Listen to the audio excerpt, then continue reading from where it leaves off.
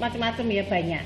Tapi para ahli mengelompokkan supaya mudah mengingat dan menganalisa, dikelompokkan dalam kelompok-kelompok tertentu.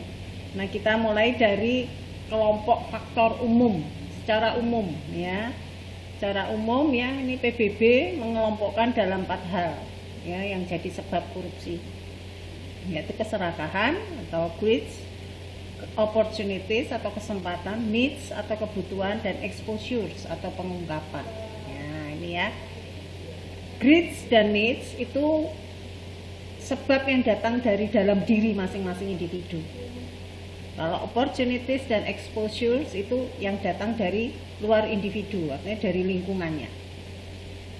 Greeds, keserakahan ya. Sikap serakah itu secara potensial ada pada diri setiap manusia ya. Manusiawi ya. Kalau serakah itu manusiawi ya. Ada, setiap manusia punya rasa atau sikap serakah, hanya kadarnya yang berbeda-beda ya. Ada yang serakah banget, ada yang nggak terlalu serakah, ada yang tidak serakah ya, tapi kadar itu serakah itu ada ya. Coba perhatikan ya, kalian nanti kok di rumah misalnya ada ponakan atau mungkin anaknya tetangga ya yang masih kecil ya, masih bayi balita, itu coba perhatikan kalau dia sudah pegang makanan, dia udah pegang makanan nih, udah punya sendiri, tapi dia lihat orang lain atau anak lain pegang makanan juga, dia pasti akan merebut ya. Mainan juga begitu ya. Udah punya mainan sendiri, udah dibelikan sendiri, punya sendiri, tapi kalau orang lain punya mainan ya, dia akan rebut. Itu namanya serakah ya. Kalau anak kecil kan nggak bisa jaim-jaiman ya, nggak bisa setting-settingan itu, jadi apa adanya. Nah itu kalau mau lihat buktinya ya, bahwa sikap serakah itu ada pada diri setiap manusia ya. Hanya kemudian setelah dia mulai beranjak dewasa, sudah dididik, sudah dibimbing, diasuh baik di tingkat keluarga maupun di sekolah, sikap serakah ini mulai terkikis ya, dikikis oleh nilai-nilai, norma, etika yang dia pelajari dari lingkungannya ya, mulai lingkungan keluarga, lingkungan sekolah, lingkungan sosial ya. Orang yang dewasa mulai tahu malu untuk serakah ya kan, ada semacam sanksi-sanksi gitu ya dari lingkungan.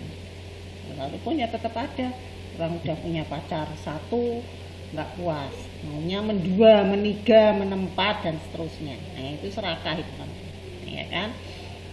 Kemudian opportunities itu kesempatan ya. Bang Napi kan sering mengingatkan kita ya bahwa kejahatan itu selalu terjadi karena adanya niat dan kesempatan. Tidak ada niat, nggak ada kesempatan, tidak akan terjadi. Ada kesempatan, tidak berniat juga tidak akan terjadi. Jadi kesempatan itu peluang ya.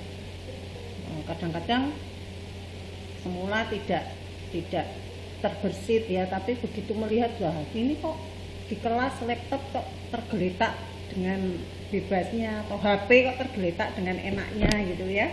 Ya, mulai muncul ya pikiran-pikiran jelek. Ini kesempatan memancing ya orang untuk berbuat tidak benar. Yang ketiga, needs atau kebutuhan. Ini berkaitan dengan kebutuhan individu. Kalau namanya kebutuhan itu sifatnya wajar, asal sudah terpenuhi selesai ya. Kebutuhan artinya kalau tidak terpenuhi itu menimbulkan masalah, itu namanya kebutuhan ya.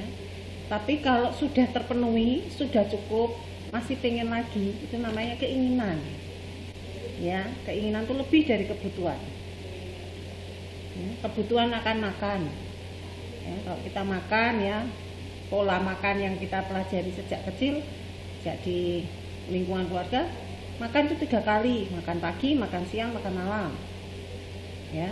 Makanan yang kita konsumsi mengandung karbohidrat, protein, lemak, mineral, vitamin ya, dan sebagainya. Sudah cukup ya, sudah cukup, sudah membuat kenyang ya, dan sehat.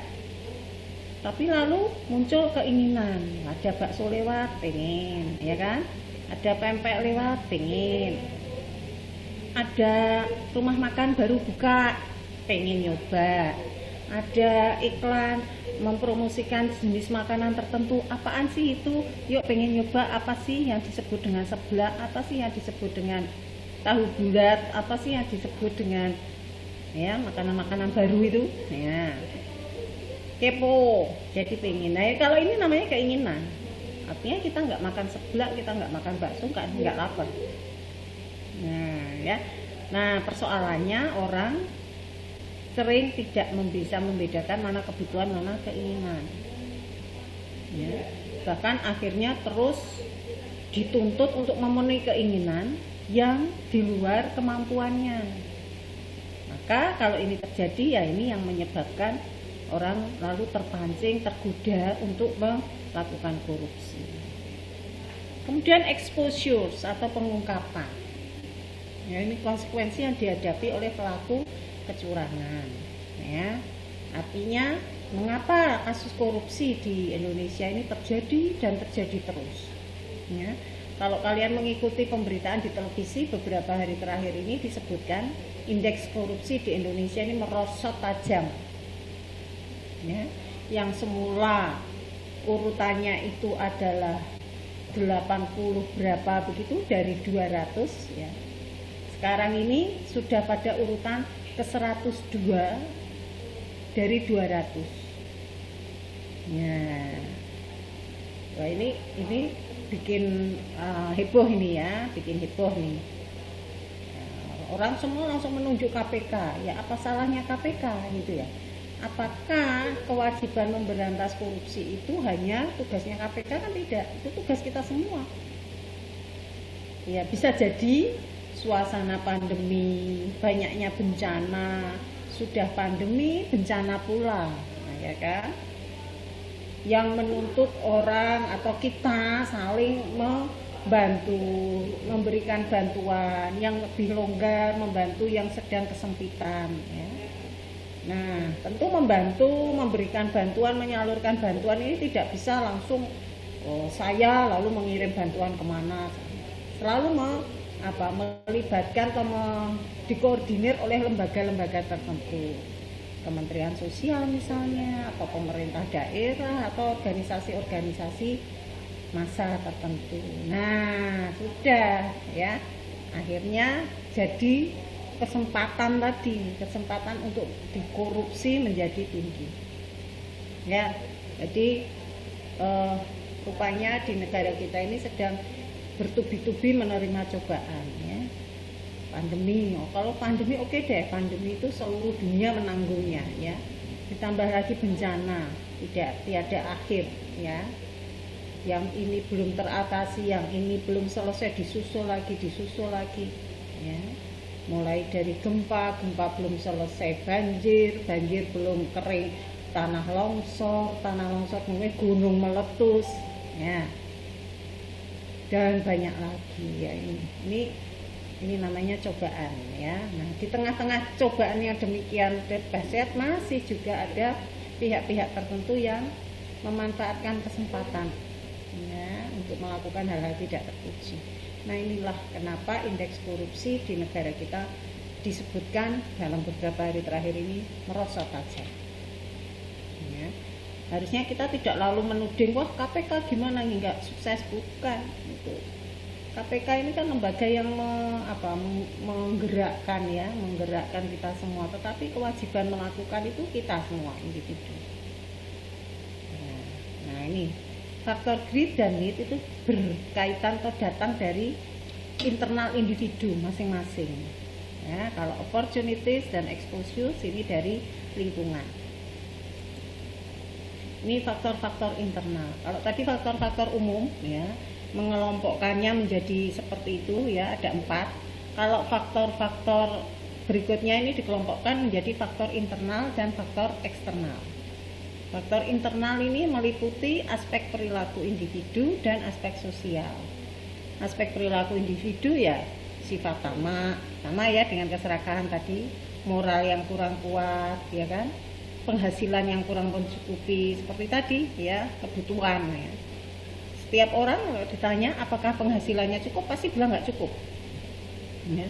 Berapapun banyaknya dia tetap bilang tidak cukup. Karena apa?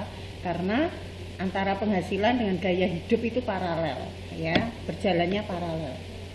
Misalnya kalian ini ketika belum belajar online ya, harus kos di Semarang, mendapat kiriman dari orang tua per bulan.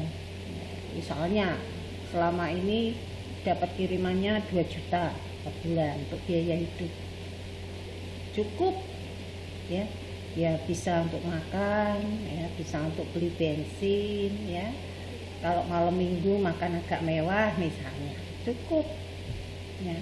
Tapi begitu dinaikkan, wah ini orang tuanya gajinya naik, nambah, jadi uang saku untuk anak ditambah jadi 2,5 ya, jadi 2.500.000. Logikanya 2 juta aja cukup bisa untuk hidup ya, berarti ditambah 500.000, mestinya 500.000 tadi untuk ditabung, jadi bisa nabung 500.000. Tapi kenyataannya apa seperti itu?